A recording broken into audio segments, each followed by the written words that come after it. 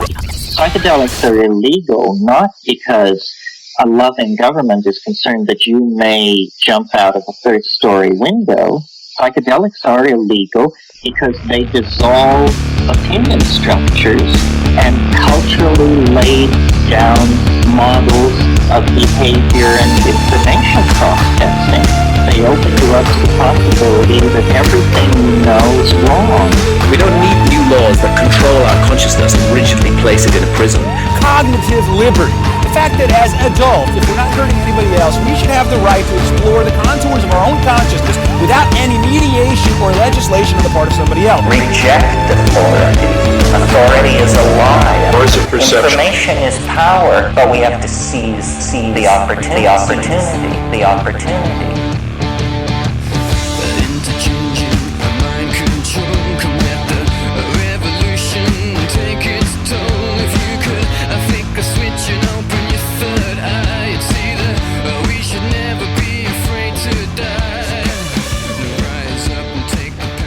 Hey everybody, coming at you with a Solocast 11 how about that? Those are some nice numbers. 11 p.m, drinking some tea, sitting down in Psychedelic Studios, feeling a Solocast right about now. So I've been talking a lot on this show about our place in the world now. A little bit about where we've been, where we are, maybe where we're going. I have been talking about ideas involving freedom and liberty, consciousness, cognitive liberty, love, fear, hate, all the good stuff. For a long time. I guess not a long time, but for a time. And I'm going to continue to talk about those things. So for those of you that are new to the show, this is what I'm all about. And if you also want to check out older episodes, you can do that too, because you'll probably find some of the same kinds of things in there. Hopefully, each time I talk about what I talk about, I can add to it.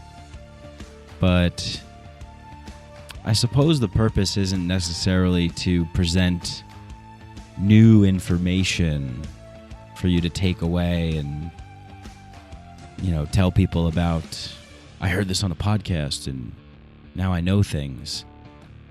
But really, I guess maybe being inspired by being around Chris Ryan and reading his book Civilized to Death and being able to talk and interview people like Charles Eisenstein. I just came from a talk he did at the Patagonia store here in Denver, talking with other really inspirational and people and people that are doing some really amazing work, that are reaching out and connecting with me, and for maybe new listeners who have come to the show and maybe you're going through some of the back catalogs. But this show is an evolutionary process, is a learning out loud, thinking out loud, evolutionary process for me, for you, for everybody along this journey. I always find it interesting when people dig up old tweets or politicians. Well, you said this in 2007, but now you're saying this in 2015.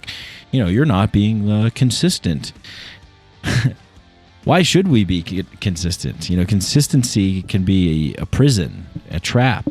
You can fall into dogma and ideology and shackle yourself to the confines of one way of being and one way of thinking. And I think that every day we're alive, every moment we have a choice on how we want to engage and how we want to show up in the world. And it's a chance for us to learn and grow and make mistakes and learn from those mistakes and grow from those mistakes and just keep that process going.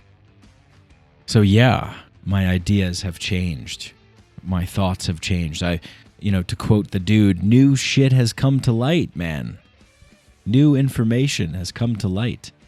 New information is always coming to light. New moments are always striking me to open my heart, to open my soul, to open my mind, to lean in more, to dive in more, to ignore any sort of doubt, to stand firm in the belief of who I am in the world. You know, sometimes, a lot of the times in this world, people can try and make you feel crazy. And, you know, I have felt that way, and I've heard Charles talk about this.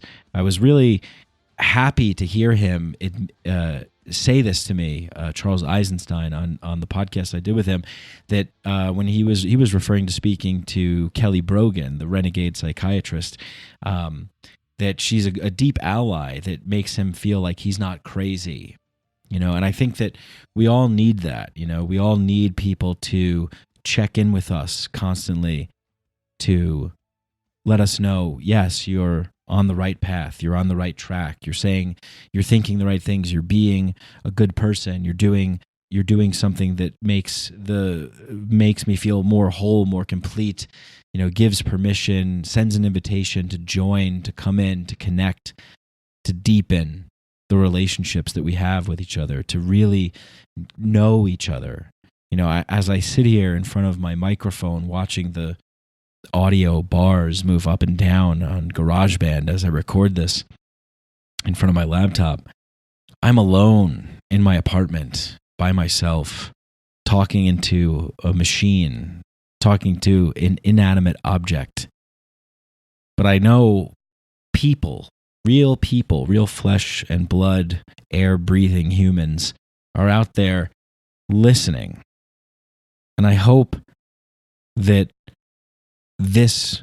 what I'm doing here is able to resonate with you on a level that makes you want to deepen more into your being, into your spirit, into your soul, and to open and expand your minds and your hearts. And if that is possible, if that is an effect that can happen, then let's make that happen, because that is all, you know, we are all very deeply craving these things. You know, there's a lot of things that we can do to join together within the confines of the structure of this society that we live in. We can have meetup groups, and we can have, you know, intentional communities that we can join up and be a part of. But we're still in, you know, as Chris Ryan refers to it, like, as this zoo. You know, it's like, so how can we make the zoo the best possible zoo? You know, I kind of think we're more in like a factory farm. And I don't think Chris would disagree with me on that, but he refers to it as a zoo. But how could we escape the factory farm and go back to the wild? You know, that's really what my heart is like calling for, you know. And I've experienced it. I've lived in the Amazon rainforest, and the way of life that I lived, sure, you know, you're deep in the jungle, and there's certain things that you wish maybe you had more access to.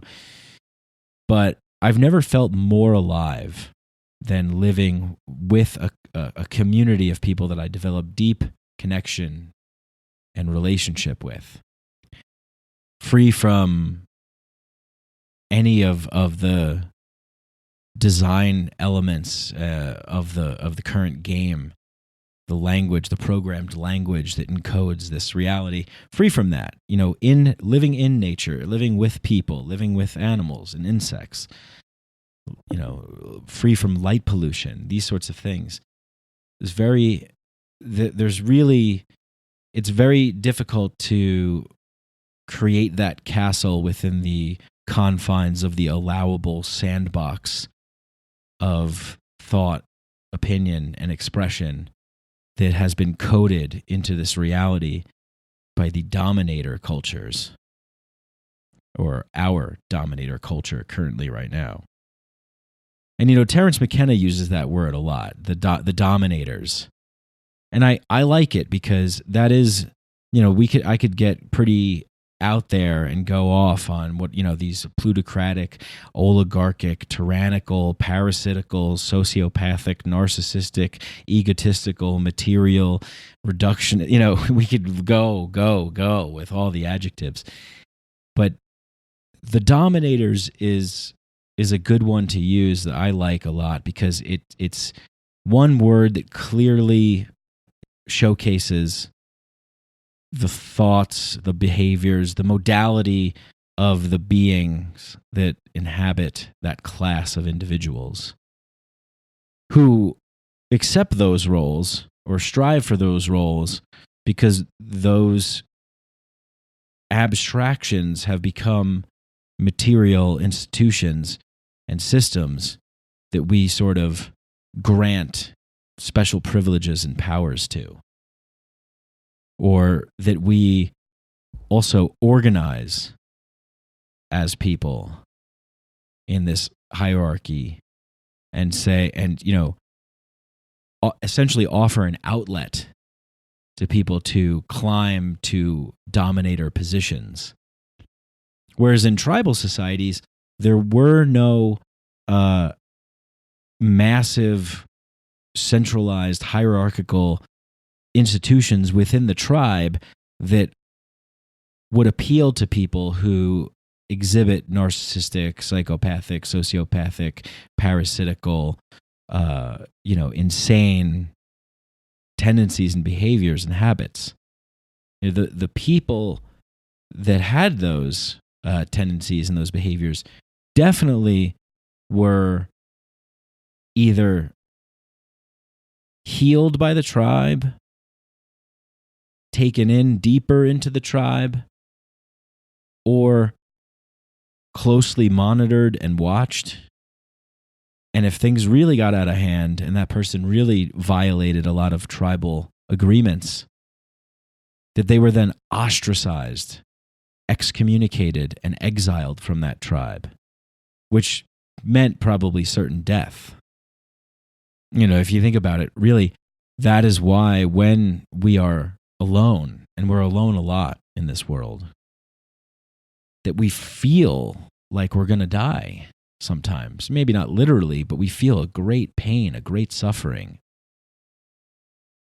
Because we are social creatures and we need to be connected to one another.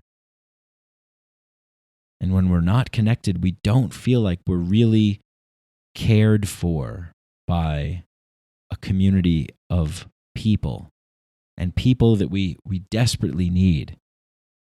Instead, we rely on these institutions that we've allowed to gain tremendous amounts of power.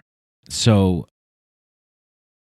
the ability for us to, or the incentive, the innate inertia to move forward and connect, to reach out to your neighbor, to help people, to be there for people, to support people, has been eroding for a long time, and it's really bad right now. You could essentially never leave your home. You could work from home, you could order food from home, you could order Amazon stuff and just isolate and stay in your apartment. But I think we all know, they call it getting cabin fever. We all know the feeling of being isolated and alone for that long, which is not a good one. That's why in prison they put people in solitary confinement. That's the worst thing that you could do to a person, is remove them from the energetic, harmonic resonance of the meat that we are. Being with someone, being with people changes everything. To be live with the others. And that was always around. And when I was living and working at the temple in Peru, that's what everything was all about. I mean, reading and doing yoga and exercising and taking, different classes and doing ceremony, but coming together with others and sharing a space with others and learning about them and talking and laughing and sharing is really what we crave. And, obviously this dominator landscape knows that. So anything they can do to make sure that that's not really fully experienced in the realm of the real. And as long as the dominator class can keep putting products and advertisements for products and services out there that offer us, these secondary runner-up prizes, we bite the hook, as Pema Chodron says. We bite the hook. We take the bait. Because we want the real thing to fill the hole, the void that we find in ourselves. Maybe not every day. Maybe it comes and goes. But any time that you're feverishly scrolling through Instagram and maybe an hour's gone by, it's what are you searching for? What are you looking for? If you're scrolling on Amazon thinking, what do I need to buy? If you're using drugs to escape, doing whatever it is you're doing to fill the hole, to patch things up temporarily for a short term, for a little while. And, this is it's just kind of on autopilot now. Most people can't really afford or even recognize that they have the choice to take time away to think about why things are the way they are, why they feel the way they feel. Is there anything maybe they can do about it? Are there other people that feel like they do? Or are they the only ones? Are they weird for feeling the way they feel? Are they weird for thinking the thoughts they think? And that there's the fact that so many people don't have the outlet of expression. Like in the community that I lived in tribal societies, like to express what's bubbling in your being, leaves people to be sort of unchecked, isolated, detached, and to stew in their psychopathology and just keep it going and going and going and on. And you can go mad and you can do terrible things and you can become a terrible person. And it's not necessarily the faults of these people.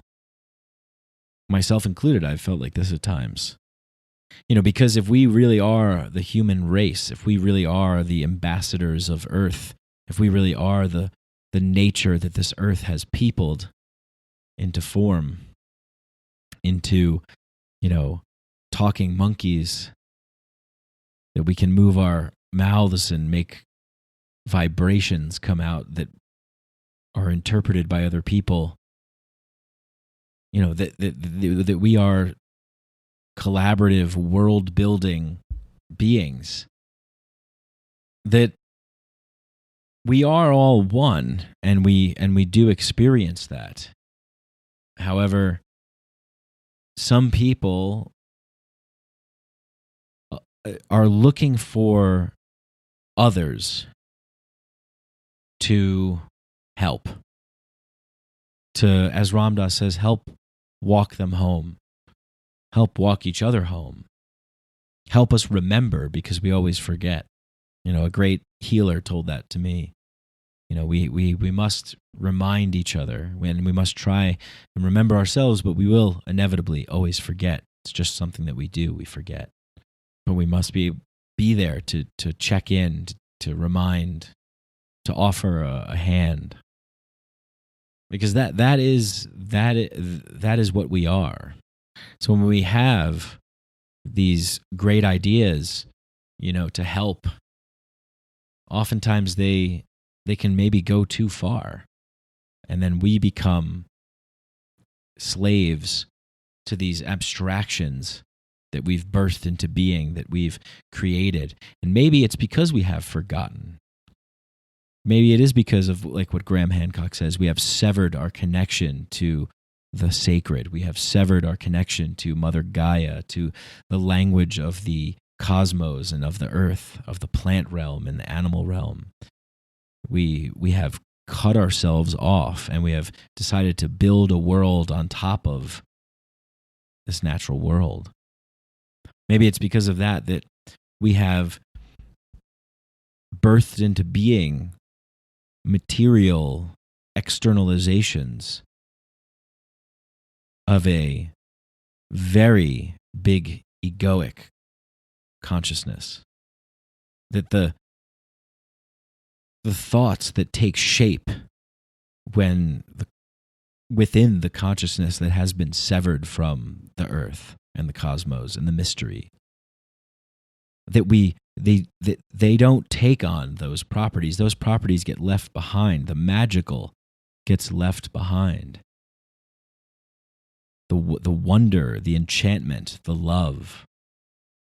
And instead what we get are projections of the inner turmoil and conflict happening within. And that's what we have formed. The concrete and steel buildings and the systems and the language and the whole construction of everything has been so out of step with a connection to the sacred that, of course, we have forgotten and continue to forget. And we think that it's woo-woo, and we think that it's not scientific and irrational and not logical, and all of these things, because we have strayed so far away from living in a whole and complete version of reality, one that's in touch with every element of what it means to be alive and to be in touch with elements that take us out of this sort of logical, rational, order-taking, drone-like trance that we find ourselves in, our mainstream society finds itself in. I mean, I cannot watch the news without laughing at the concept of of this thing. That how absurd this is to have this flashy program, key word there, where actors in these stupid costumes come out and say, so tonight at 10, Wolf Blitzer in the Situation Room, we're going to talk about Russia, collusion, fear, be afraid, depend on us for saving you and for distracting you, and all. It's just it's such a, I can't look at it and take it seriously one bit. It doesn't communicate to me the truth of being alive and what it means to be alive, fully alive. These aren't alive people. These are robots. These are reptiles. They're cold-blooded. And they're cold-blooded because they're detached themselves and they're isolated themselves. How do we gain the capacity to open the pathway, the portal, to allow choice to emerge within us? How do we invite something into our reality tunnel that we don't even know exists? How would it make its way there to us? I don't know. I don't have an answer for this. I have no idea. I just happen to be some extremely average person that just kind of sensed something was off and just kept following that. And maybe that's what the key is. Maybe the key is to really, really believe and trust in yourself. I mean, how many people out there are second-guessing themselves, not listening to their gut instincts, not listening to the little small voice inside of them saying, go here, think about this, what about that? I mean, a lot of people are, but a lot of people aren't as well, and it's like, well, what kind of dis-ease what kind of disruption and conflict does that create within somebody who's not fully listening to what's calling them forward? And maybe it's not so recognizable, but I try and go by feeling, and that feeling changes. As I started in the beginning of the show, like things that we have thought to be true, things that we've felt to be true, maybe they weren't. Maybe something else is. But wherever that feeling is pulling you towards, investigate it. Go there. Question things. Be open. But we do live in this dominator culture that tells people not to do that. You need this. You need to buy these things. You need to eat this way. You need to drink this stuff. You need to think this way. You need to, you can't, who are you? You don't have a college degree. You can't talk about that stuff. You're not an economist. You can't comment on that. Well, you said this 2 years ago and now you're saying this, so you changed your mind. We live in this zero sum, win-lose, smash people down, smack down, climate of just that's what we've been trained to believe, this gladiatorial environment, very egoic, perfect fit for the material infrastructure that we've erected in our cities, our towns, everywhere we go, which has an effect on us. Our environment has a great effect on us. The environment that we build out of this egoic consciousness only reinforces the ego. It's this constant feedback loop. And I think it all boils down to fear. And fear stops me. Fear comes into everybody's life. But it's also the fear of not having faith and confidence in yourself and your thoughts and your opinions and your feelings and your emotions. When people say, hey, you're at work, you can't cry at work. Come on, suck it up, get it together. Let's get in the game, hustle and grind, make it happen. Where's the time to be an alive human? Where is the availability? Where is our allotment of humanness in that environment, in that space? We feel maybe we can't express ourselves in that way. We feel shy. We feel like we don't want to open up. We don't want to share. We're not good enough. We can't do it. Whatever it is, you don't have to be, making millions of dollars. Even if you just want to make a meal. Oh, I can't cook. I'm not a good cook. Oh, I'm not creative. I hear people say that all the time. I'm not creative. Yes, you are. You created the life that you have now. You birthed into being out of your mother's womb. You're here. You're at the show. You have a part in this. Even if it just means, taking care of plants that you have on your balcony. Do it. You can do it. You can, but we're so detached and we're so dependent on centralized power. Whether it's government, religion, Amazon, Hollywood, Netflix, whatever it is, universities. We are always giving ourselves away. And we're always saying, well, someone else is going to do it. Someone else is going to take care of it. I don't have to get involved. I don't have to make an effort. I don't need, when you're filthy rich, when you're wealthy, you don't need to know really how to do anything. You can hire people to do everything for you. And maybe that's a way of being. And maybe that makes some people happy, but not me. I like to learn how to do things. I like to get involved and participate in creating something. Even like I said, if as small as just a dinner. There's a certain kind of pride that comes with that too. There's a certain kind of freedom that comes with having the availability to use time in such a way that gives you such deep pleasure that can't be replicated in the material realm, in the realm of screens and clicks and shares and likes and drinks and money and other forms of pleasure and entertainment.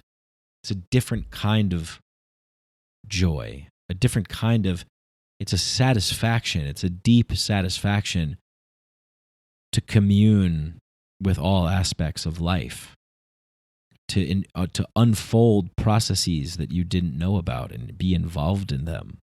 But we're so conditioned. And it starts at the prison that we all get abducted, that we all get, taken away and thrust into, that we call the education system, the schooling system, the programming and the priming that wants to mechanize the human spirit, that wants to digitize the humanness that we all have into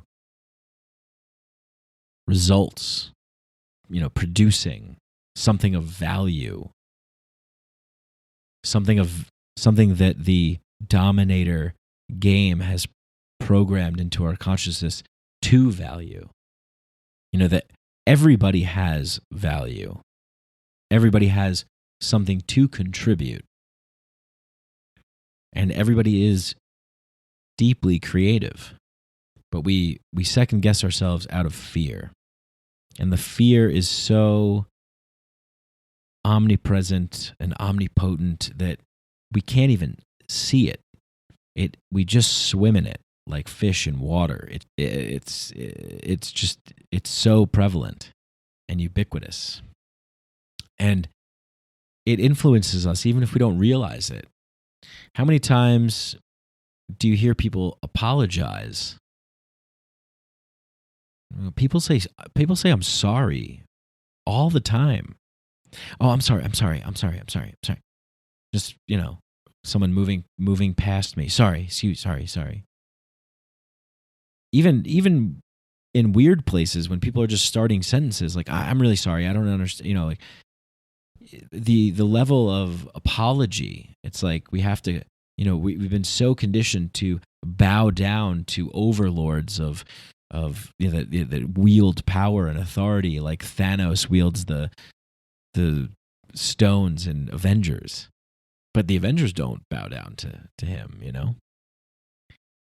And I think that's why those movies are so popular. It's like this sort of modern myth of like accepting the burdens of your gifts and moving forward to do the things that you believe that is right and true, and stand up to the thing that wants to destroy and dominate and spread fear and hatred and divisiveness and polarize people and oppress people.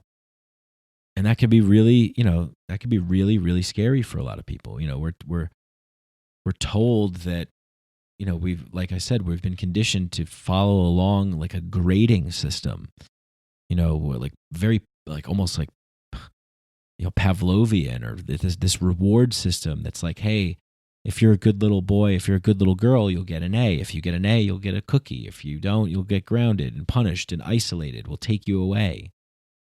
So we've grown up in this dichotomy, this sort of false dichotomy. Like, but we set people up for this. You're either good or you're bad. You're either smart and therefore you have value, or you're not and you have no value. You either make a lot of money and you have value, or you don't and you have nothing. You work harder, be smarter, be better, contribute more. Are you telling me that the people that can't find a way to showcase value, the value that the Dominator container game system, their definition of it, what we determine to be value within this system,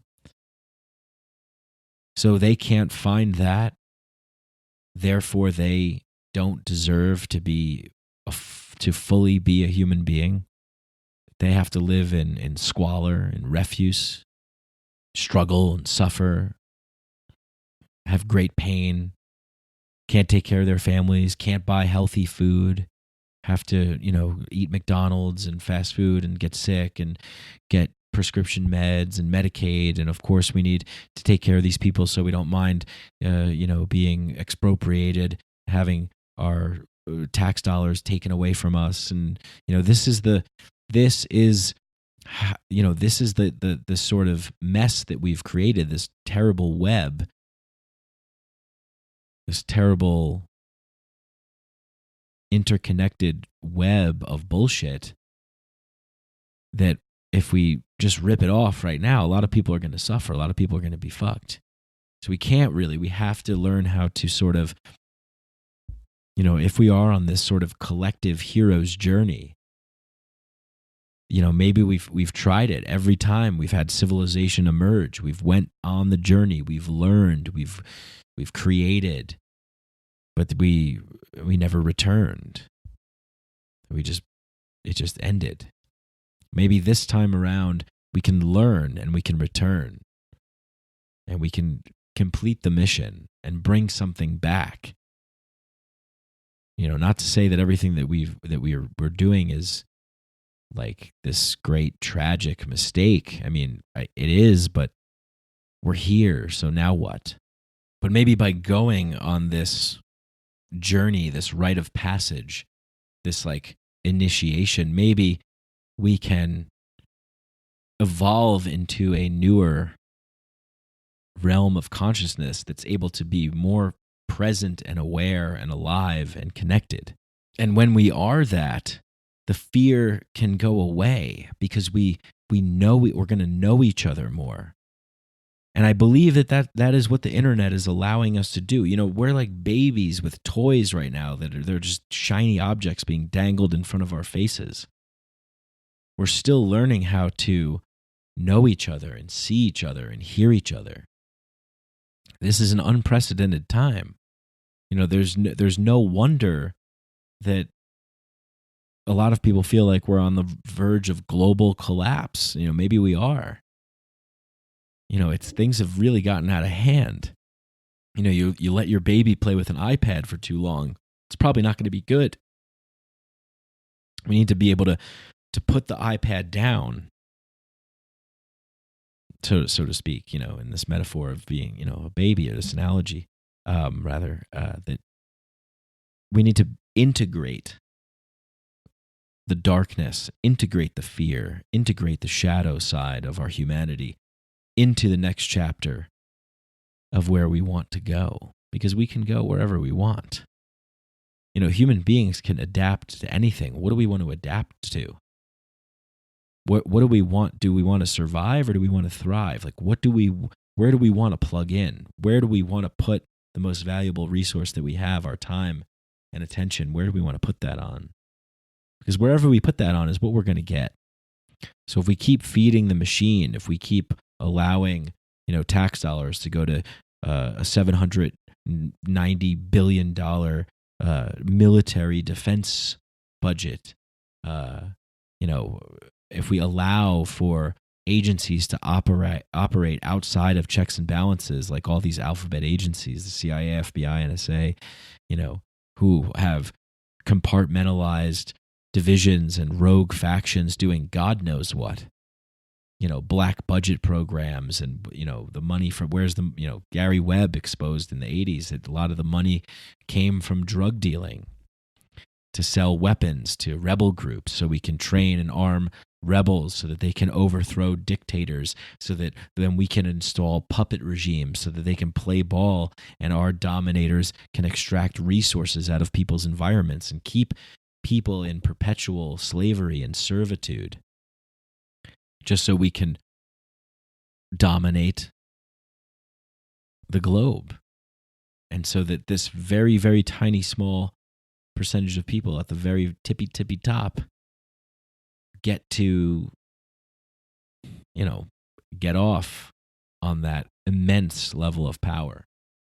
And, there's a lot of fear of embarrassment and shame and ridicule, being ostracized from the community, right? Being exiled from the group. And we death, or the fear of death, is so there.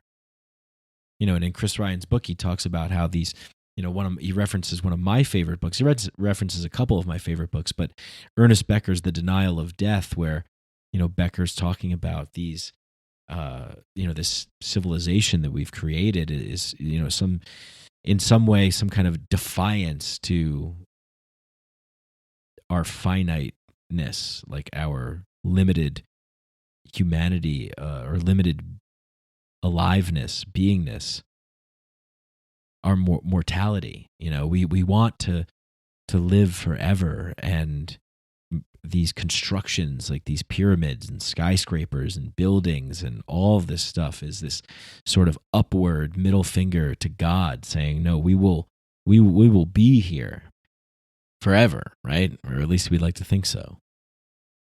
And there's also this fear of really being the human animal that we are. Every single, everywhere you go, people are asking you to put on masks, to sanitize and cleanse yourself before you enter into an uncivilized territory, as if that's a pejorative, And but Becker talks about this also in his book, where he talks about, like, we are so afraid of our primal creatureliness. We're afraid because we know that we are these beings that have this magnificent ability of abstraction, that we can ponder and contemplate the infinite, and we can think things in our heads that we see in pictures and movies, and then we can share them with other people, or we can create them and birth them into being and manifest them into the material world, only mediated by time and energy, like wizards and magicians that we are. Yet we know that infinite capacity that we have is housed in this breath-gasping, decaying, hairy sack of meat that will ultimately just be food for worms, that we will reach a point where we will decay and decompose, that we're not going to be here forever. So when we know that, we think of ourselves as these helpless creatures, naked and afraid in a world we never made. These helpless animals. It's like this cruel, sick joke. So maybe in some form of defiance to that, we aspire to transcend that. We aspire to sit higher than others, to ascend to godhood, to reach for the heavens and the stars. Maybe that's why we like skyscrapers and mountains, and we want to go to space, and we want to go up, and we want to go far, and we want to be with God. We want to be God. We want to escape the prison of this meat suit that we're in, this animal that we are, this stinky, hairy flesh bag. And we want to be this ethereal, just beautiful, white light, perfect being. And we're both. We're both, but we don't have to take it so negatively. We don't have to be so upset at that, because I find great humor and joy in that this is the moment now. The body wants what the heart calls for, what the soul yearns for, what your human beingness aches for, is to be fully what it is, and to be involved in activities and engagements and agreements that allow that full capacity of your beingness to shine through and connect with others who are doing the same. And that's that is the agenda of the ruling class, the dominators, is to try and limit that as much as possible. It's not in their interest to have people disengaged and detached and at peace. The fact that they can create so much fear and people can live in so much fear is this sort of like energy that keeps feeding this system, keeps feeding it, and feeding it like some monster that just keeps growing from it, from our, nightmares or whatever. But when you are able to kind of tap into that space, and when you are able to clear those pathways and open that portal and allow that choice to come in, to step into your own power and stand firm in your integrity and release any fear that you may have, fear of death, fear of shame, ridicule, embarrassment, whatever it is, whatever it may be, fear of getting hurt, fear of pain.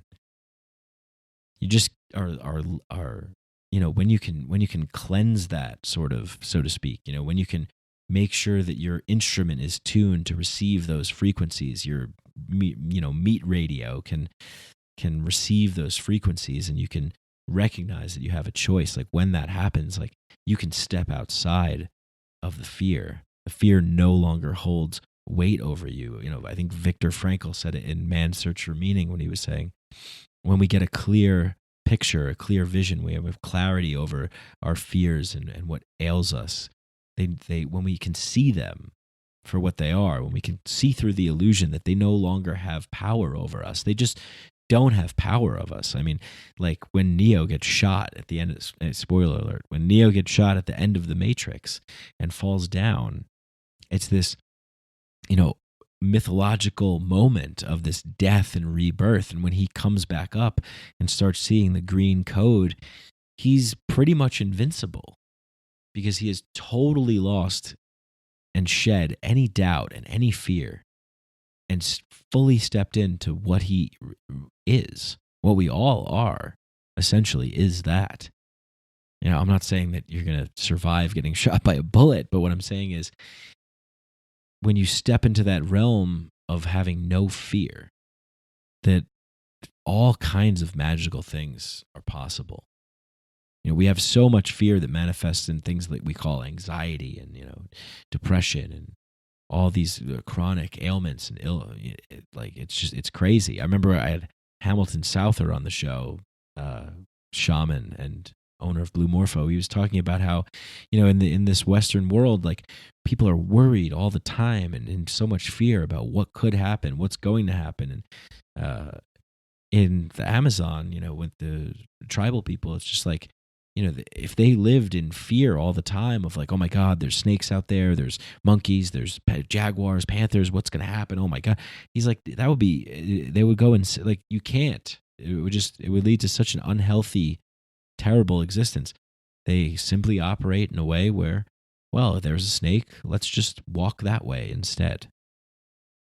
It's and Eckhart Tolle says it too, where he says, when we realize that our problems aren't problems anymore, that they're merely situations, either to be dealt with or not, we can enter into a frequency that changes how we interact and what kind of energy that we bring to it. The energy of love and light, the Jedi energy, is an energy that is so powerful that it's actually an energy that the Dominator class is afraid of the most. That's why they want to keep us separated and fighting and yelling at each other and, running on the treadmill, not having time to actually think about the game that we're in and the limitations of the game and the limitations of ourselves. That if you think that the point of life and the highest capacities of life is to have a good job and have get married to a good person and have kids and send them to good schools and keep working so you could save up money for those schools and so you could buy a house and buy a car. If you think that's the apotheosis of the human spirit, there's a far greater room behind that one, and all you have to do is see that door and turn it. And keep turning it and keep walking into that room and keep, as Campbell says, following your bliss. When you do that, I believe that, you're jiving and connecting and resonating and in such a harmony with what you're truly meant to be here to do, that you, like a magnet, just attract other people that are doing the same sorts of things into your life. And synchronicity just increases and increases. It's like this, the reality creation machine, this invisible force, energy, is just churning and churning and churning higher and higher and higher. And how high can we take it, and where can we go with it? Can we see beyond the limitations of this modern civilization? Can we see beyond the realm of the day-to-day, the bills, the most annoying phrase in all of humanity? Oh, nothing's certain in life except for death and taxes. Ha ha ha ha. That is not true. And the more that we, use this coded, programmed language, the more that we reinforce its system and its limitations. It's this energetic prison, self-imposed limitations. But we've been conditioned to do this, and I don't fault every people, because I believe that we do need leaders in the world. But the leaders that we have do not lead, they rule. And there's a big difference. Leaders lead by showing the way. Rulers rule by telling us the way. And in shamanic, tribal, hunter-gatherer, forager societies, indigenous cultures, a lot of them, they just, the person that the group thinks is the one that's good at sort of relaying and communicating the values and the decisions and the thoughts of the community the best is the one that people turn to. But that person is never striving for that position. That person is never in such a higher area of power over the people. As soon as that happens, the people are done with them, cast away. But we've been so trained and so programmed to be dependent upon centralized authority, power, institutions that can provide us with every need, want, and desire in some form or another, whether it be temporarily something sort of real, but most of the time something fake and something in an imitation, or cheap plastic copy of the real thing. And, psychedelics can play a big part in helping unlock that door that maybe is sealed shut. But I believe more than just psychedelics. I believe the combination of altered states of consciousness within a communal setting, with deep, consistent practice, commitment, and ritual. A ritual and a commitment to honor the sacred earth and the sacred stars and the sacred and magical realm of existence in which we inhabit.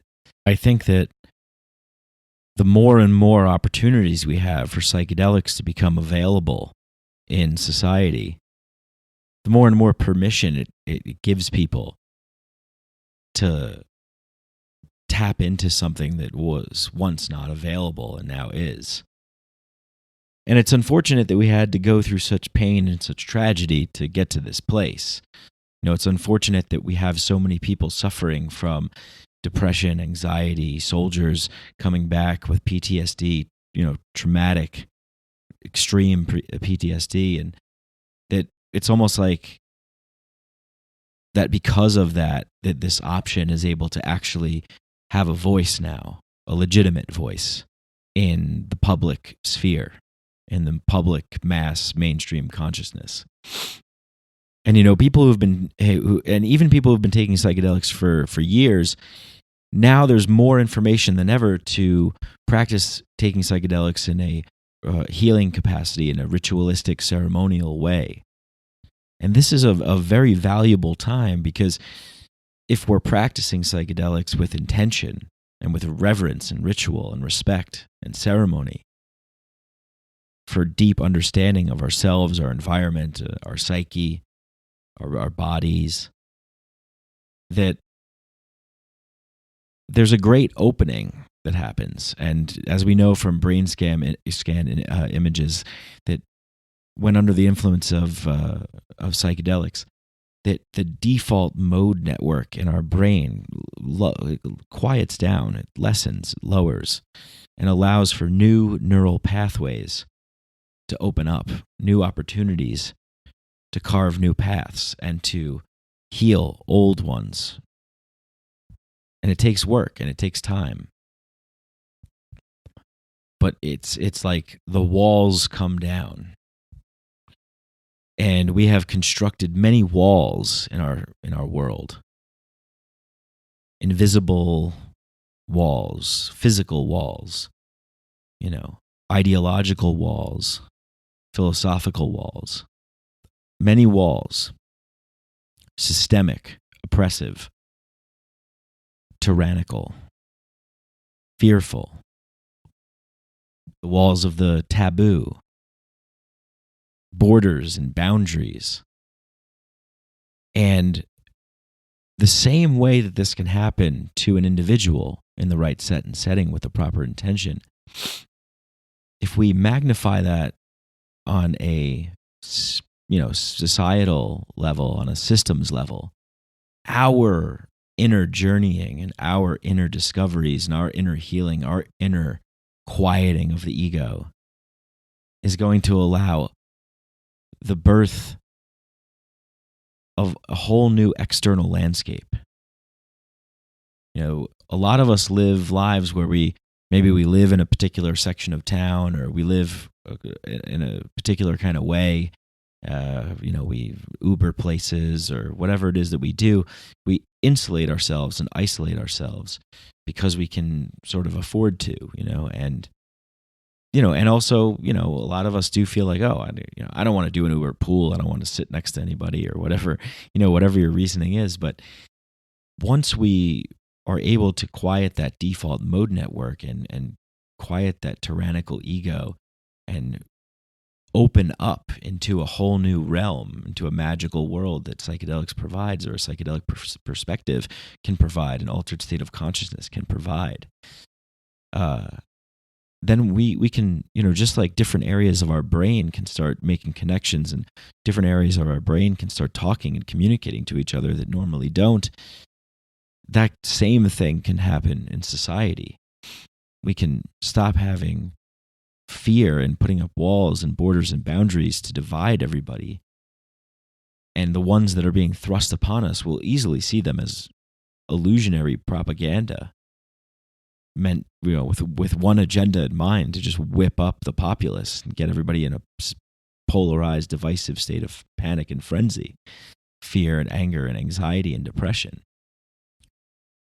And we can start to trust each other and not have so much fear of each other, and really invest and have skin in the game and come together on a voluntary level where we're not dependent upon outside centralized hierarchical authorities. And it's the psychedelic experience can open you up into that realm of wizardry and mysticism and awe. We live in such a magical world, from the dream space to the psychedelic space to space and to shut ourselves off and confine ourselves into a smaller version is to really miss out on the full capacities of being alive. But like I was saying before, there's a lot of people that don't even realize that that's a realm that exists, that that's an option, that that's an opportunity to tap into a greater state of being alive. And, I think it's because how many people really are alive? We have these shows like The Walking Dead and, all this stuff. The zombie apocalypse is already here. There's so many people that just aren't here. And, they are putting on layers and layers. They're putting on Band-Aid after Band-Aid they're numbing themselves, and they're limiting the capacity to have empathy and connection. They're they're sealing off all of the outlets for our mechanism, our human mechanism to interpret the data that's around us, this information from the environment and from others. It's like there's a lot of people that don't have the capacity to receive those signals, so they don't know. It just kind of deflects off of them. I don't know if you've ever been trying to talk about something that's not necessarily discussed in mainstream culture to someone who's a product, a full embodiment of mainstream culture. It's like they just glaze over. They're not there. They're like robot zombies. And that's why I say things like, they're lizard people and reptiles and stuff. It's because that's what it feels like. They're cold. They're detached. They're not fully tapping into the full human that they can be and are. And that's really what it is. I think I said before, like, what you're here to do.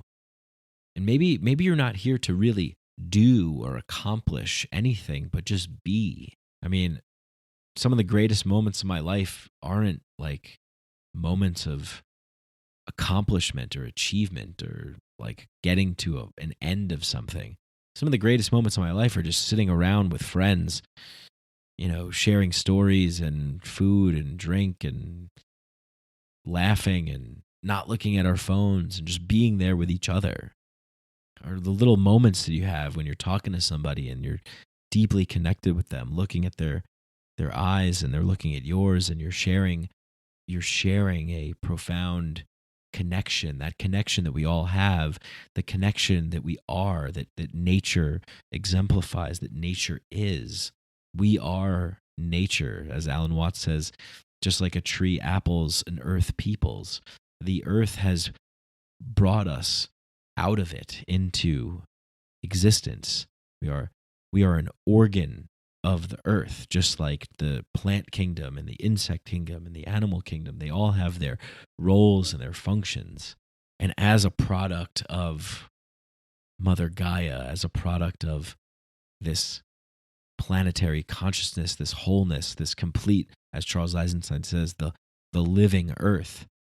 If we are to be a part of the living earth, then what is our function in engaging in this living earth? Well, it's to use the fullest potential that we have to tap into the highest livelihood of our humanness, to communicate with each other, because that's, in a way, we are vessels and a channel. We are an organism made up of a multitude of organisms. We are not this just one solid thing. We are ever changing. We have vast amounts of life forms contained within us at a microscopic level. And this is nature. This is earth. This is part of it all. So why would we think that there isn't some kind of message that's able to come through? People talk about the message of ayahuasca. It's ingesting this brew is like communing with the divine spirit of Gaia, of the Amazon, of ayahuasca. What's its message? What's its purpose? What's its plans? What does it want? Trees survive. Trees send messages to each other. They communicate with each other. Mushrooms, the mycelium network, it communicates. It talks in a language that we don't have the capacity to interpret and understand. But everything is intelligent and everything is alive in this natural world, and we are no different. We are part of that natural world. And as a function of the planet, of the earth, of the natural world, it is poking certain people, saying, help turn this ship around for the benefit of us all. Why are there people protesting, climate change and, getting angry about, the loss of biodiversity and all these things? Is because we can feel the connection that we have. and our communion with that connection of the whole of the earth and all of the species and plants and everything that inhabit it. We are a function in that, and our functioning comes through these vibrations coming out of the lowest hole in our head, just flying out, making vibrations and going into other people. That comes out of how we interact and engage, what we think, what we collaborate, what we build, what we construct, what we agree to. And it's all to serve the balance of this entire ecosystem this environment, this planet, this spaceship Earth that we inhabit. And the ones that are cut off from that the most are the ones that see everything as, like concrete, right? Like again, Alan Watts, I think, talks about this as like the version of the world that they see it as like this ornamental world. Like everything is, the plants, the trees, the bushes, they're there to be manicured and maintained and squared off and shaped. They're all designed, like we want to polish it down to a nice shiny rock, again, as Watts says. But that's not what we are, and that's not what we need, and I don't think that's what we want. It takes a lot more energy and effort and cognition to stop, to have balance, to lean in, to listen, to have dignity and respect for individuals and plants and animals and insects around us, to try and just do the dance with the whole thing. And there's a certain kind of fear that comes with that too, because that's entering into the realm of the unknown, the realm of uncertainty. We live in this world where we want to know the outcomes. We want to predict the results. We want to ensure that we're going to be safe. We're going to be secure. We want to have certainty, but it's impossible. We're forcing it. We keep, the mainstream mechanism of the dominator culture is this machine that just keeps pushing its way through, like a running back in football who's got no moves, but just tries to plow through people, just runs right into people.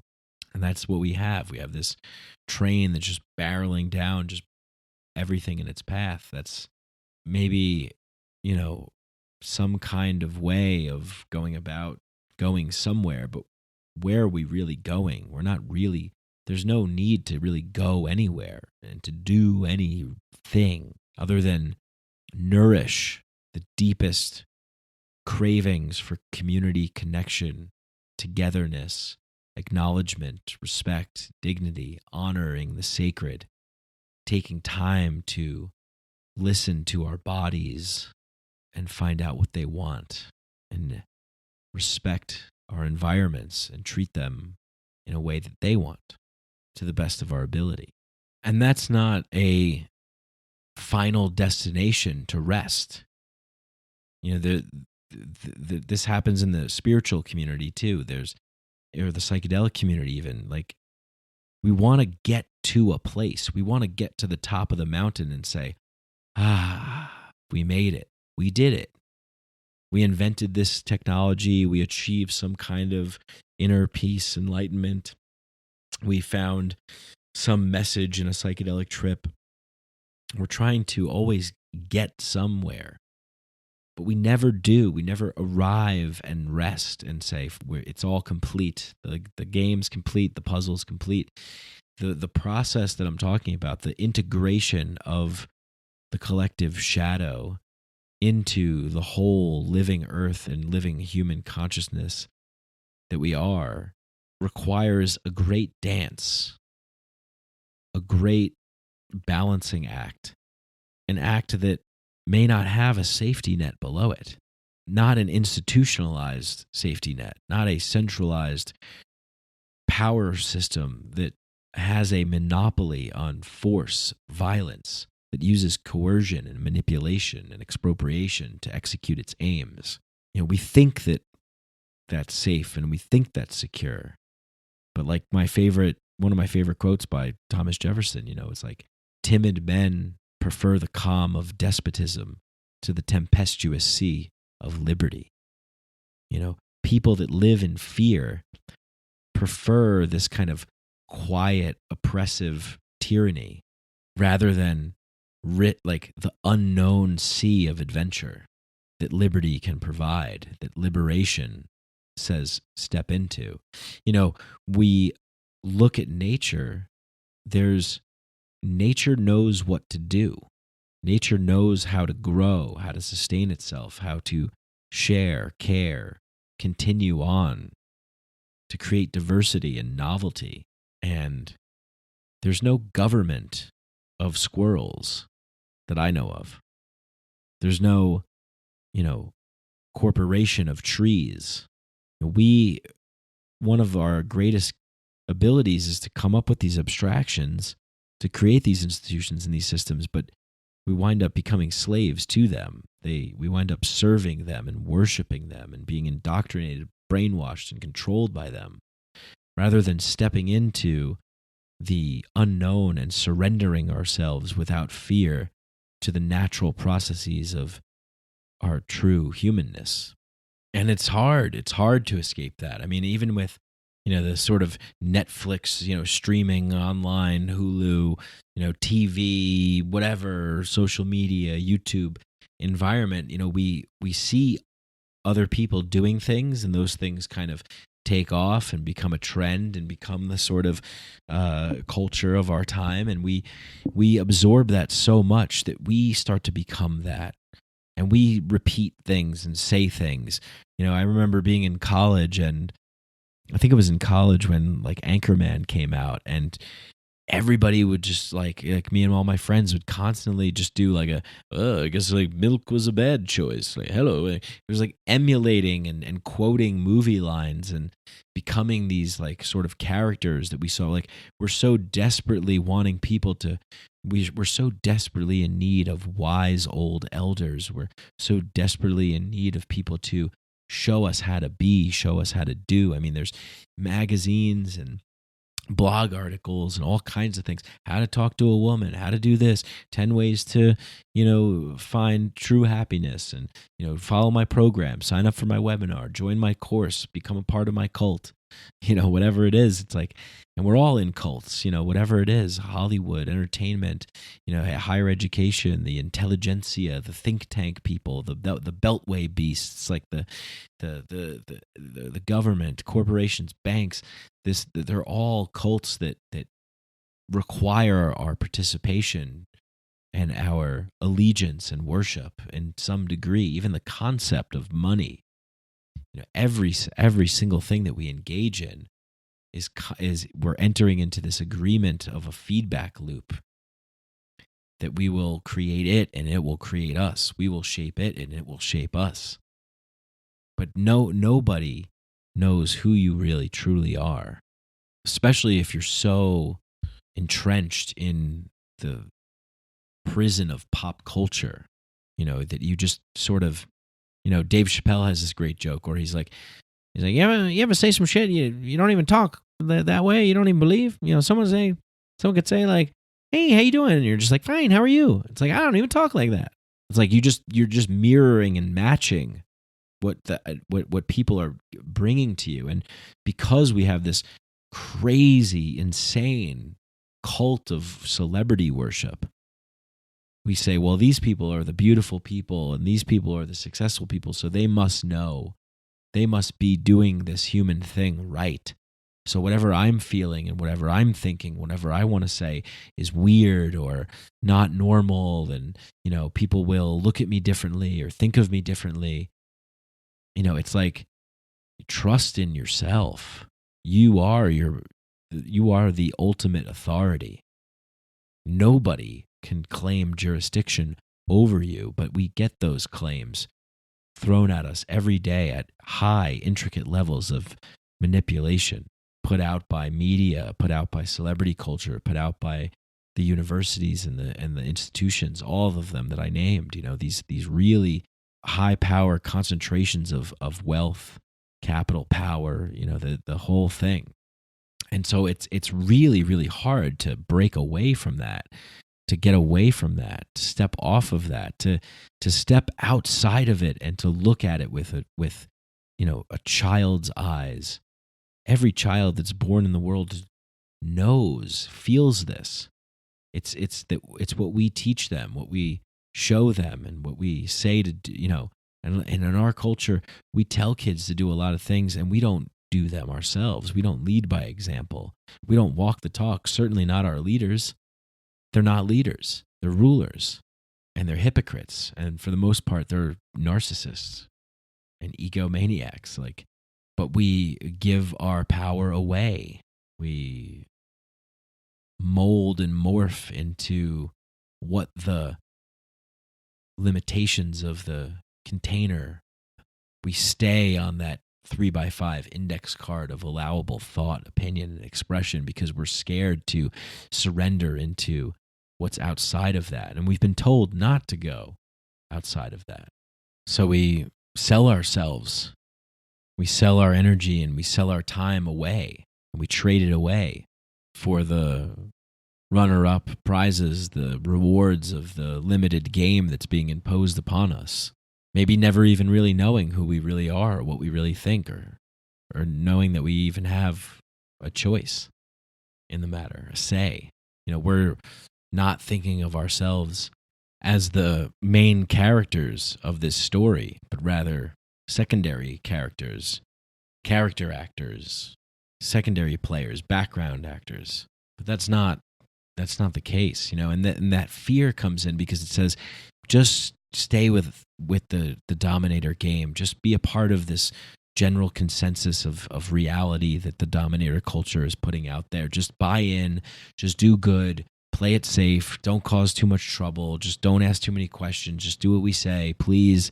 You can have some nice things, you can live a pretty good life, just stay on that path. But and it's primed and infused with the fear of, don't go off the edge of that cliff, because off the edge of that cliff is animals, savagery, chaos, craziness. You'll be ridiculed, you'll be ostracized. You're out of the group. You're thinking and feeling things that we don't want. And so that fear comes in, if you go far enough off of the main game, that you're going to be this lost, scared, helpless little domesticated dog that's now out in the wild and won't know what to do. But that's not true. You do know what to do. We all know what to do. We all know what, we really truly are. Maybe it comes in the quiet moments of doubt when we're by ourselves. Don't second guess it. Listen to it. What is it saying? What are the microscopic organisms and the organs in your body? What are they tapping on your shoulder to tell you? Johann Hari talks about this in his book Lost Connections, that the feelings that we have of depression, anxiety, and stress and tension and pain and disconnection is because we are not in these communities, and our bodies are trying to tell us that we need it. It's a message, it's a signal. It's saying, hello, you're in pain, or you're feeling this way because something's off, something's on the line. It's not in your head. It's not because of a chemical imbalance. It's not. There is that too, but for most people, the discomfort and the suffering that they experience is due to the isolated, lonely, disconnected, non-communal type of agreements and engagements that we participate in, that we stay on this track, that we're not allowed time for our full capacities of our total being to unfold. We have to get back to work. We have to show up every day in the same kind of mental state. We're expected to always perform and get results and be the same person with the same capacities of being present and alert and solving problems, and but as soon as we deviate from that, people try and, what's wrong? Cheer up, let's fix, let's get you back on track. But those are messages saying something is wrong and something is off, and maybe there's another way. Listen to that. Follow that other way. All you can do the best thing that you could do to help change the world, whether you care most about the climate or the economy or war or whatever it is, the best thing that you could do is follow the truest, clearest, most synchronized, harmonized part of you that's pulling you forward in a direction of joy and healing and connection. Like the good call forward, the conflict or the pain that arises in you, the suffering, the worry, that sort of stuff. Sit with that, listen to that, track that. Where is that coming from? Dive into it deep. If you're taking part in psychedelics, go with it, ride the wave, see where it goes, and then integrate it into the world. Put it out into the world. There's no path, there's no certainty, there's no destiny, there's no, guarantee. The only guarantee is that that you're going to be listening to your own inner authority, and that's the most important thing, because we're all free beings that have unique capacities to bring uniqueness into the world.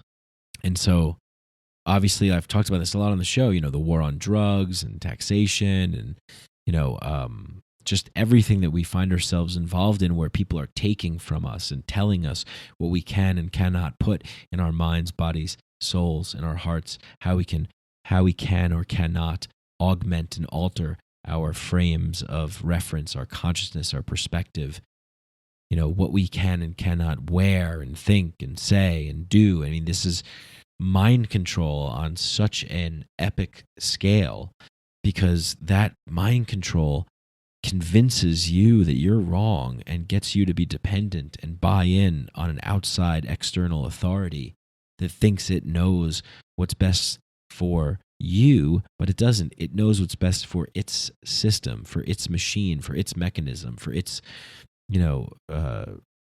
forward momentum. Just like in the Matrix, we have been converted into energy, producing and consuming and running on the treadmill and expending all of this energy and pushing through pain and pushing through suffering. And, 2 days, 9 to 5 more.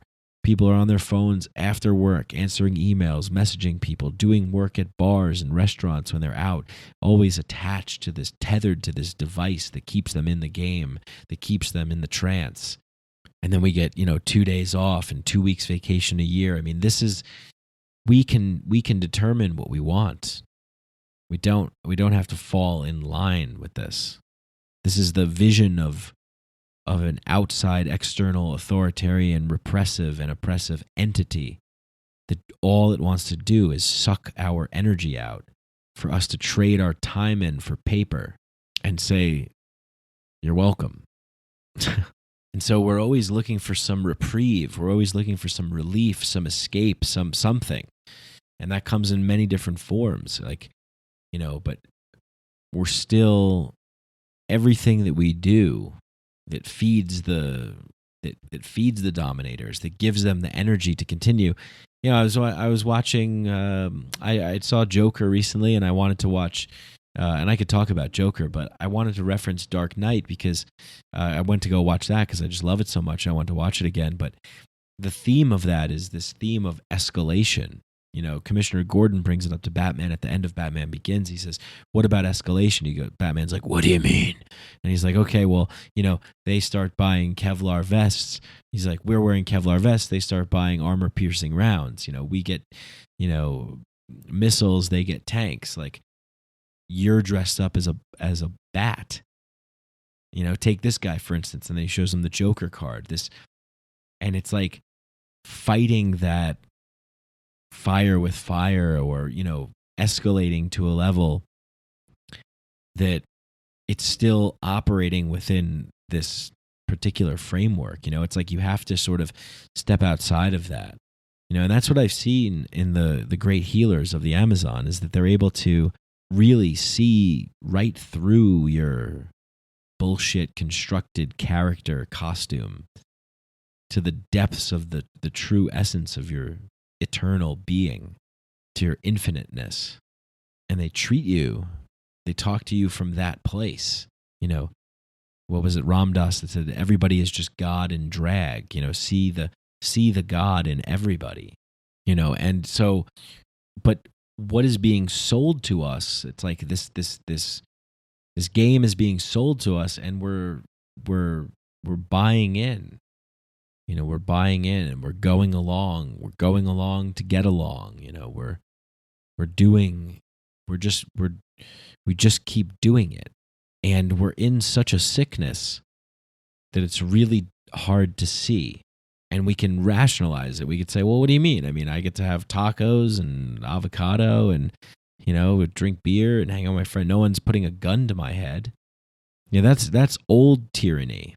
You know, I've talked about this on a show before. I forget which episode, but the book Amusing Ourselves to Death by Neil Postman addresses that how we're really more living in this Huxleyan version of the world, this Brave New World, than we are in this kind of dystopian 1984 world. Both are dystopias, but the 84 version is what we see more around the world than we do here, you know, where there's these violent protests. I mean, protests raging in China and Spain and Chile. You know, whereas here it's more of a like diluted and like quieted, decentralized oppression. So it's more of like a invisible almost oppression, because most of us that listen to this show aren't facing the fear of waking up with the tyrannical state boot on our necks. You know, we're not being shuffled around by stormtroopers and beaten. You know, we're not chained to our desks. We don't have electric shock collars and, you know, microchips and stuff. We have it. It's done in a more elegant way. We have a very intelligent, complex system of manipulation and control. So much so that it's like almost like we have Stockholm syndrome. You know, that a lot of people just like buy into this notion that this is okay, and that's the worst part, right? I think Jordan Peterson talks about this when he talks about the book Ordinary Men, a book about Nazi Germany, and how ordinary men could just be led to do terrible, horrible things, right? Like the Nuremberg defense, where it's like, hey, we were just following orders. I mean, ordinary people can do really terrible, horrible things. I mean, just look at the police that shoot and kill and beat people. I mean, is it that they're terrible, evil people? Or is it that they've become shaped and molded into terrible, evil behaviors, actions, thoughts, and habits that the system has produced, that has created the institution of policing, the incentive structure, right? It's like police are incentivized to ticket, fine, and arrest, to look for trouble and look for problems, not to de-escalate and diffuse situations. You know, why do we compartmentalize things so much and isolate them into these vacuums where, you know, it's like, well, politics is politics, and, you know, the police are the police. It's like, where's the opportunity for the wholeness of the human being to come through? You know, instead of a police officer arriving to a scene with this intense, hostile, aggressive, anxious energy, ready to pop a cap. I actually had a female police officer told me that if I kept running my mouth, she was going to put a cap in me, or pop one in me. I think she said, I'll pop one in you. I thought it was hilarious. This was in college. I think I even said, okay, go ahead, or something like that. And I remember actually what it was from. It was because I was cursing as they were like detaining us and asking us questions. She's like, you keep talking that way, I'm going to pop one in you. It was like, I didn't know cursing was illegal, you know, but it's like the power that we give to them gives them this, you know, it's like we've allowed people to be like, it's like the system is, it's when you put on the uniform, when you put on the gun, when you have the badge, when you have, you know, when you have that kind of power, you just, it's the feeling that it creates. I don't know if anybody out there has felt what it's like to have power over people, you know, and that's the state thugs, the police, who are the, you know, the thugs, the gang members, right, of the mafia of government. It's like they're the enforcers, they're the muscle, and the excuse of like, well, we're just following orders. I mean, that's It's not an excuse. No one should obey anybody that's trying to tell them to do something that is hurtful to others. But we've normalized hurtful. We've normalized manipulation and hurt and force. And people, he should have just listened to what the police officer said, and then he would be alive. It's like, do you really want to live in that kind of world where we're just expected to blindly obey all the time? I think that we want to live in a world where we're free to choose, where we have autonomy, individuality, uniqueness, and we're able to express that. So instead of a police officer coming with that energy, with that fear-based negative energy, coming into a situation to diffuse, to de-escalate, to say, how can we take this thing that's a problem and make it into a solution? Like, why can't police officers hug? Why do they have to wear black? Why do we have to, why do we accept the things that we accept in our world to be the be-all, end-all? That's just the way it is. I think it really just it comes down to fear. People do, fear, time. People don't have the time. People are afraid. And people have less connection and therefore less empathy and less connection to the sacred and to altered states, to clearing their minds and their bodies and detoxifying and purging and being united and with everything that's around them, that they're so walled off, they're so shut off that that the idea of even making the effort to try and change things for the better, they're just not interested in. It's very individualistic, right? It's like, I got mine. I'm doing good. I got my money. I got my security. I'm all right. Tough shit for, the people out there that aren't doing it. You just got to be smarter, got to work harder. It's a very inhumane approach with, no compassion, no kind-heartedness. And maybe I'm fucking wrong. Maybe not everybody has that capacity. I don't know what it's like to be the rest of the 7 billion people that are inhabiting the planet. Maybe everybody else is a fucking robot. I don't know. I know what I feel. And I know what's come of interactions that I've had with people around me. So maybe that is the great challenge, is how to invite those people over to enter into a new realm of connectedness and wholeness, and to open their hearts, maybe open their minds. I think maybe one of the only ways that you can open your heart is to open your mind first. Maybe open your heart first and then your mind opens. I don't know. Maybe it goes both ways. And maybe it does take a catastrophic event. Maybe it does take a major crisis to initiate us into the healing that we need collectively. That's something that Daniel Pinchbeck has talked about in his book, How Soon Is Now, and some other people have talked about, and Chris Ryan brought up in his book, Civilized Death, referencing Susan Solnit Rebecca Solnit. Disaster sociology. I forget the guy's name. I think his last name is Fritz. Said that, we fear these major events, nuclear war, or war in general, or a terrible hurricane or tragedy, but the real tragedy is the monotony, the doldrum of everyday life. That's the real tragedy, the quiet desperation, the quiet yearning, the desire that Henry David Thoreau references. So how good can we make things? How good do we want to make things? Do we even really know that we have something that we can access that's deeper than the consolation prizes of the reward system of the narcissistic, egoic, tyrannical, authoritarian, crony corporate state oligarchy? To the dominator civilization, the machine, the wheel that keeps spinning. Maybe we need something to shake us out of it, to jolt us out of our slumber. And maybe it's not going to come at one thing. Maybe it'll just be this quiet kind of decentralized awakening. Maybe it's happening right now. But we need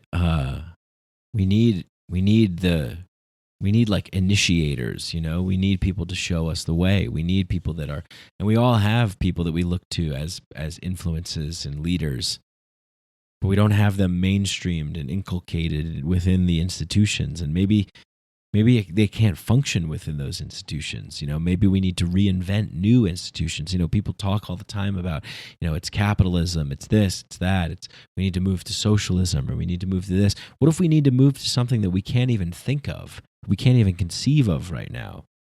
When the car was invented, people, before the car was invented in New York City, I think I remember reading this in The Real Crash by Peter Schiff. He's talking about, like, people were worried that, like, all this garbage and all this horse manure was just going to take the city down. And lo and behold, the thing that we saw, out of the thing that we saw emerged something that we couldn't see, that we couldn't predict. Who would have predicted that the future was going to be what it is now? Certainly they didn't in the 1950s. If you look at sort of futurists from that time, or even like science fiction or fantasy, whatever, projecting into the future what the world would look like, what kind of technology we would have and things like that. No one thought we were going to have electronic cigarettes and smartphones, So there are these, it's like, what is seen and what is unseen, what can come of, what can come out of, and what can be birthed, what new and novel and interesting, diverse, arranged. Like, we have for the first time, we're the whole world is connected by the internet, and we see and we hear and we talk to each other, and we're still in this kind of rough phase of figuring it all out. But what if the systems that we had in the past aren't the systems that we bring into the future, but we invent something radically different and radically new, using the technology and using the advancements that we have in order to bring us back down to balance, so that we are, so that the systems are serving us to our highest capacities, our highest human potential, our highest good, not the other way around. I believe that we're emerging into that space. That this sort of civilization that we have is sort of like gonna be obsolete soon. Like, it's gonna run its course. It's set to, like, self-destruct at any moment, and maybe not in like a violent, like, specific one instance kind of way, but maybe in a slow crumbling away. I think you already kind of start to see it. I mean, the cat's out of the bag. Like, more and more people are starting to go, wait a second, what the fuck is going on? And looking to alternatives that are saying, hey, there's another way, there's another path.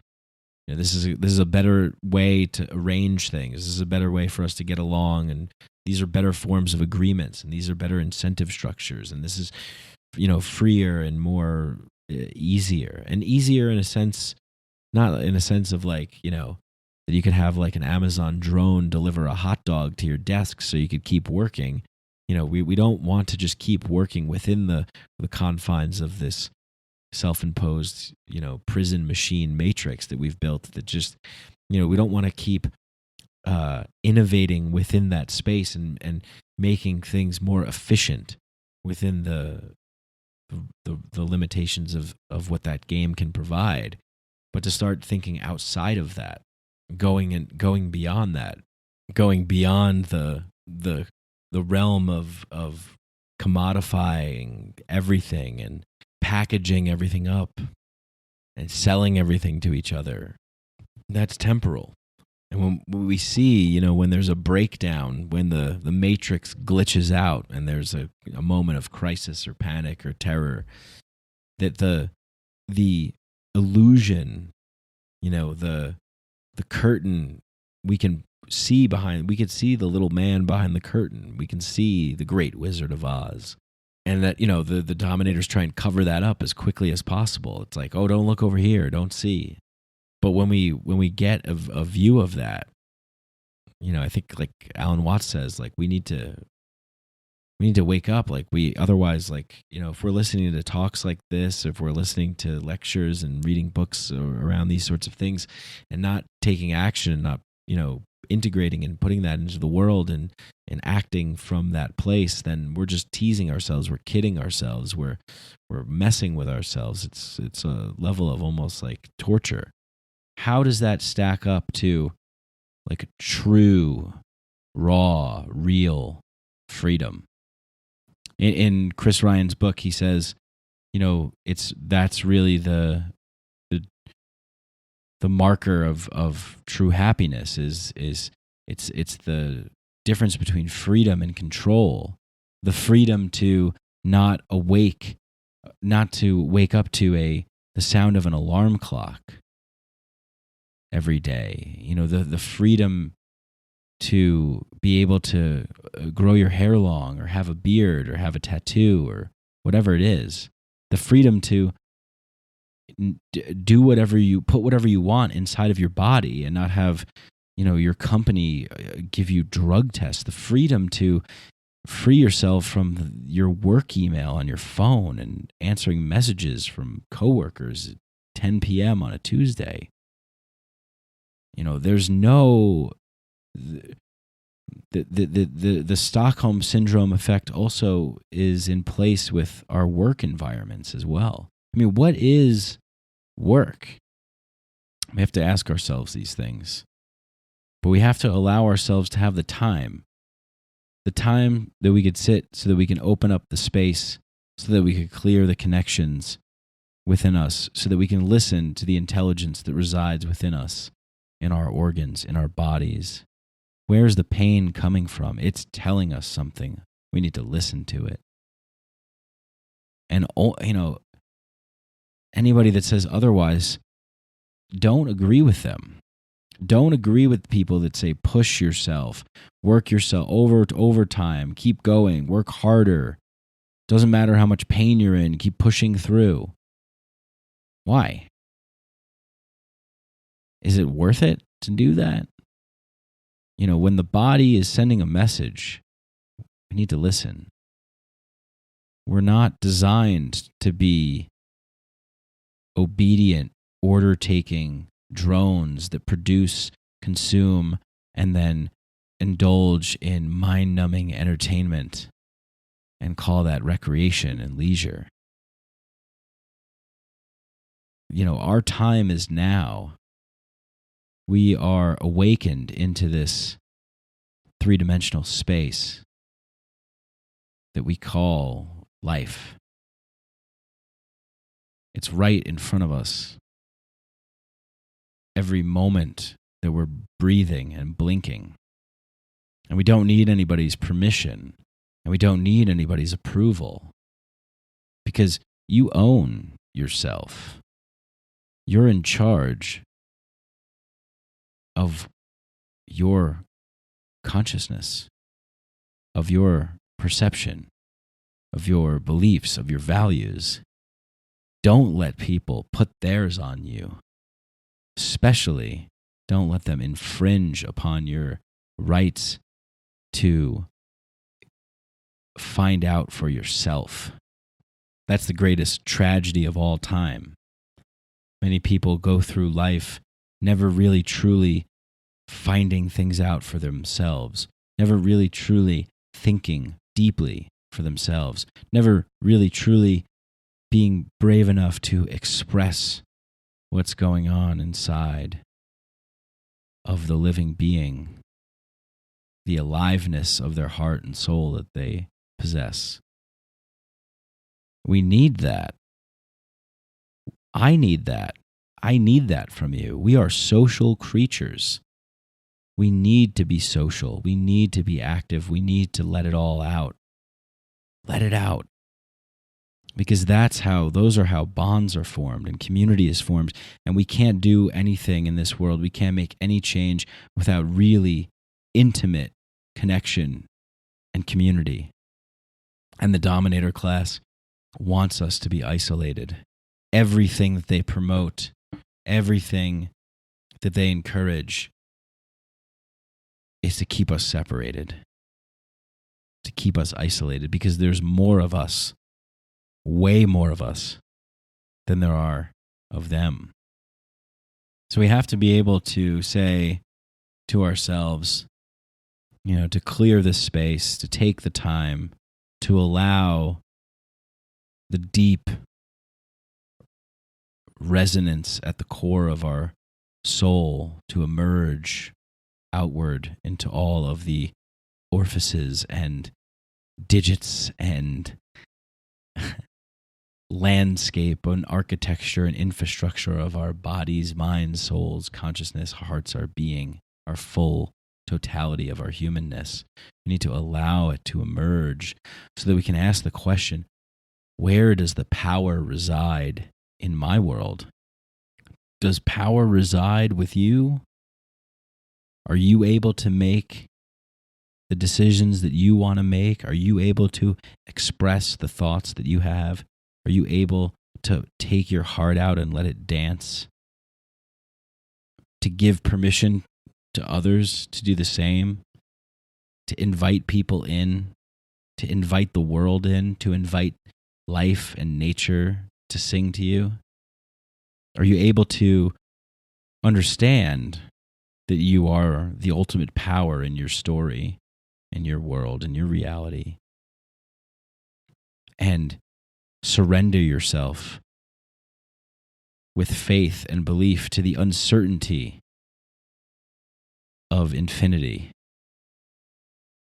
knowing that nothing is to be feared, that we're all swimming in the same cosmic ocean, and we've been doing this forever. We need to break out of this mold of fear. We need to see ourselves. We need to really see ourselves. And, for the people that can't see themselves, we need to hold mirrors to them. We need to be mirrors for them so that we can invite them to have a look. This is a process of sort of deconditioning, unwinding and unraveling from the express train of culture that really just wants to take us away, to shut us up, to put us in cages and boxes, to limit us, to keep us scared, separated,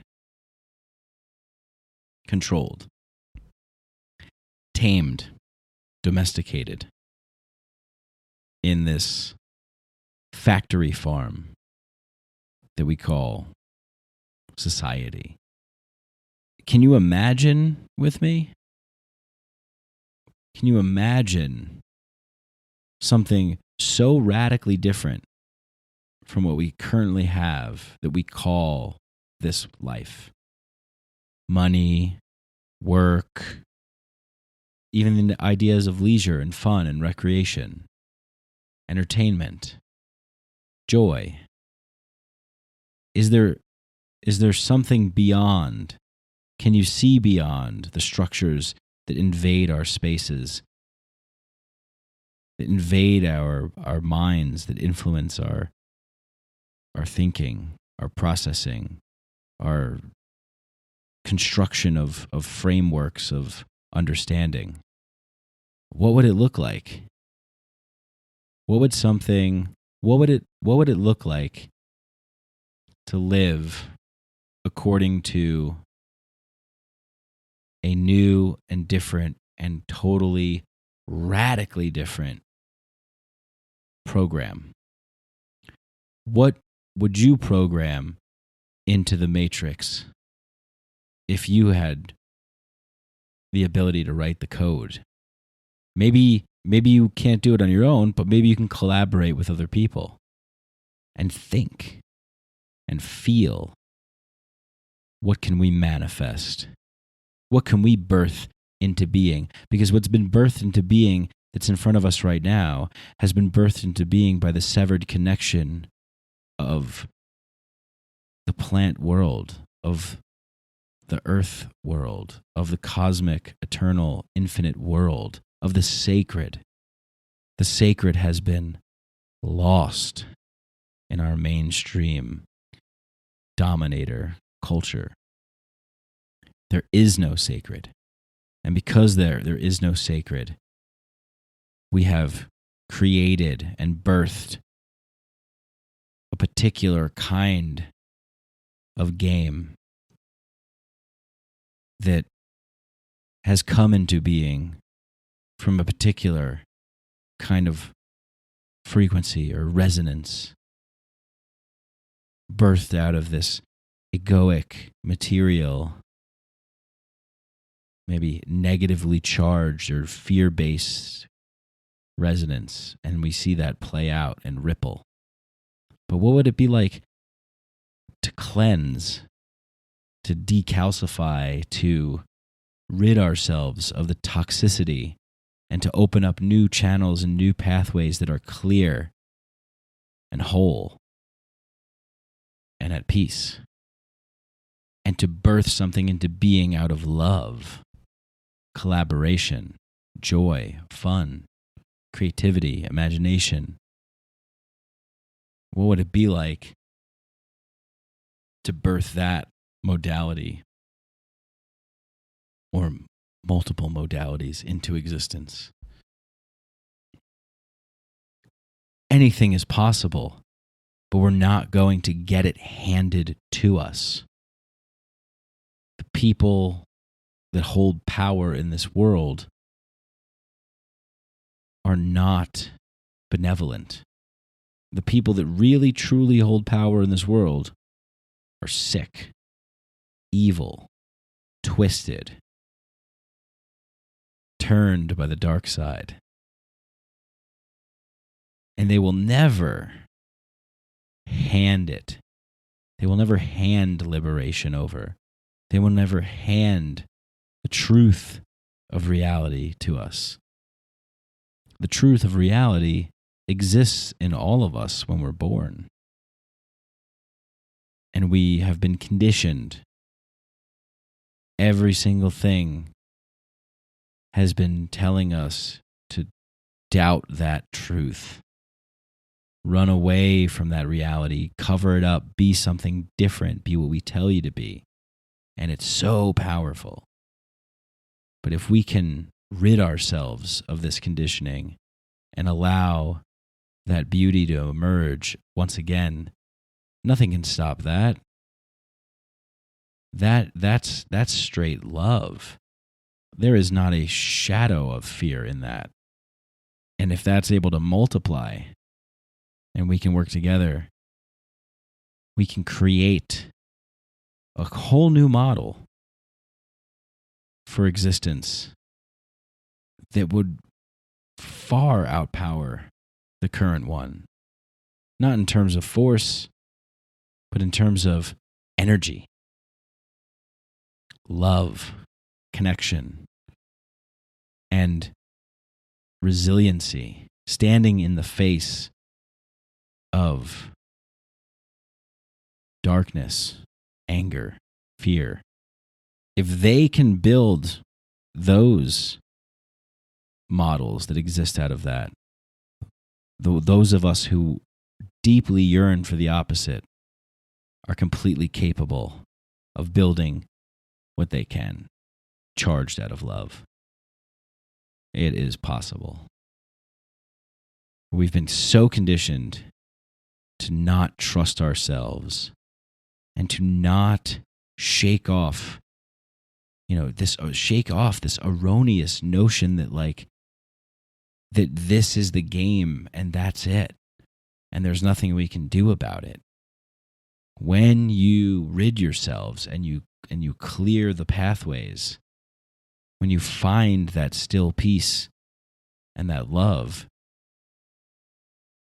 there's absolutely nothing that can crush that, because that is infinite and eternal, and it doesn't die with you. The reverberation of a being standing in their power, in their integrity, emitting the magnetic frequency of love has the ability to inspire and change many, many people around them. And we all lift each other up. And we all walk each other home. I hope you are able to open up the doorways and dust off the ornaments and sweep the hallways and the floors inside to be able to let that love out.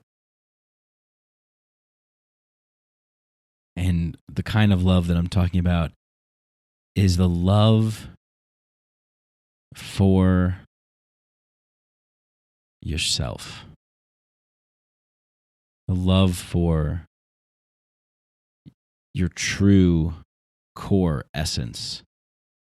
Because when you love that and you let that shine, then it's easy to love other people too. But if you're not coming from that place, then you can't. And then we can't, no one wants to be around you. We can't have the kind of connection needed to actually, truly, step outside of the crushing hellscape of this sort of quiet tyranny, the quiet control, the, allowable rebellion.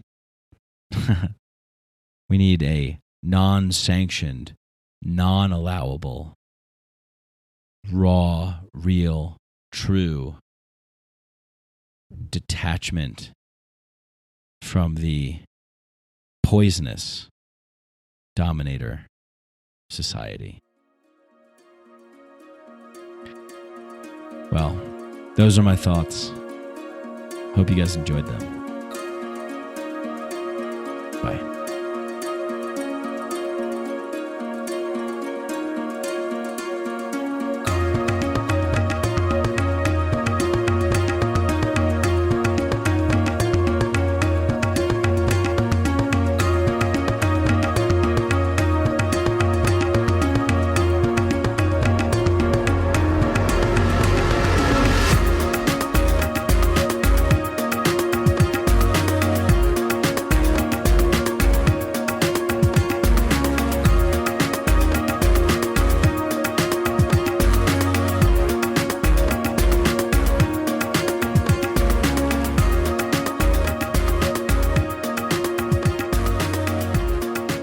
Hope you guys like these podcasts and enjoy them. And if you do, please spread the podcast, share it, tell a neighbor, tell a coworker, tell a friend, tell a cat, tell a mouse, tell a dog, tell an ant, tell a firefly, tell whoever you tell. Share it, spread it, like it, all that good stuff. If you really love the show, you want to go a step further, you really want to help us out, leave a 5-star rating and review on Apple Podcasts, and go to patreon.com, Patreon/Mike Brank, and patreon.com/Mike Brank, and you can donate as little as $1 a month, $2 a month, whatever you want. Help support the show that way as well. But remember, I love you guys no matter what you do. I just love that you tune in and you enjoy these podcasts. Message me. I like hearing feedback. Get in touch with me on Instagram, Psychedelic Podcast, Mike Brank on Facebook as well. And but thank you once again to everybody. Thanks to Danny Barnett and Galaxia for the music, the intro and the outro. I love you all. Peace.